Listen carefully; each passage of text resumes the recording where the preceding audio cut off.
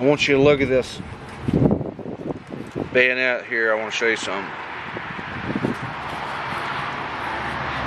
Initially, when I got this, I used this is a China bayonet, just a cheap China bayonet, a $50 bayonet. But I use these to practice doing my secondary cutting edges. You know, just have something to practice with. And so what I did was I went ahead and just put an aggressive hollow grind on this, and down to a 0 tolerance. This thing's going to be straight razor sharp. And just, you know, when I got it, the primary grinds were shit. Secondary cutting edge was like 30 degrees, which is not going to cut it. So we just showed it a trick. Gonna make it more lethal and make it worth the shit. Doing some tonneau projects. Very excited about that. 5160, 1045, 1095. This is going to be a hollow handle knife here. Just a running river style with a hollow handle survival knife. I'm also I've got that other one, the model 24 that I'm working on. Got some other knives I started. This one, and I'm getting ready to stack leather this, but we've got to take this and sandblast it. Then I'll do a silica ceramic black, and then we'll let that bake on there for a few days on that color. Then I'll get this stack leather handle built.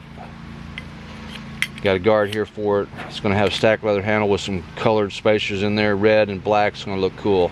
Alright guys, I'll catch you on the next one. Okay, so guys, I'm going to do a demo here. We're going to talk about knife sharpening, kind of my approach, and I got a couple different approaches when it comes to sharpening a knife. But I did a very aggressive hollow grind on this bayonet. This is an inexpensive China bayonet. This is stainless steel.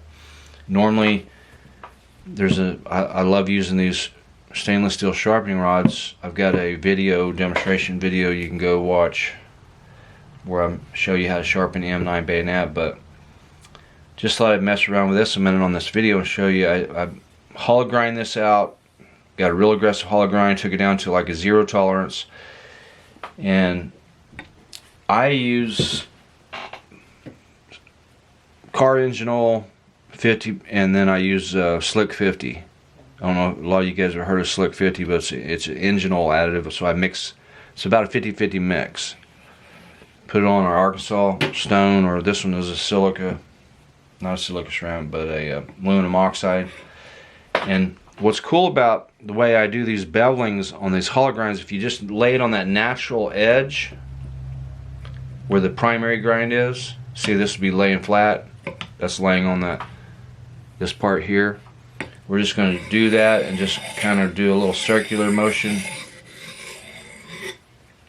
and that angle acts as a, see how that's flat and I'm up on the edge of that grind. We're resting it right along the top of that primary grind, so I've got the correct angle on each side. I'm going to do it. So I love doing this, particularly when I've got a 0 tolerance straight razor type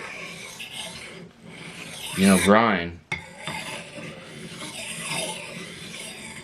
because it keeps that angle exactly the same on each side. Then when you check these, I do what's called an inspection. I just use my thumb, lightly touch. You don't want to be, not hard. You don't want to cut yourself. So we're just lightly inspecting, pulling this way. And we want to feel that straight razor sharpness. It's already there. Just amazing. And I could run this on a leather strop, but it's just a quick way to get your knife razor sharp.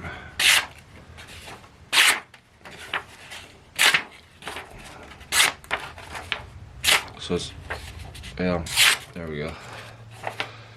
Got to hold the paper solid. So we got a straight razor sharp knife,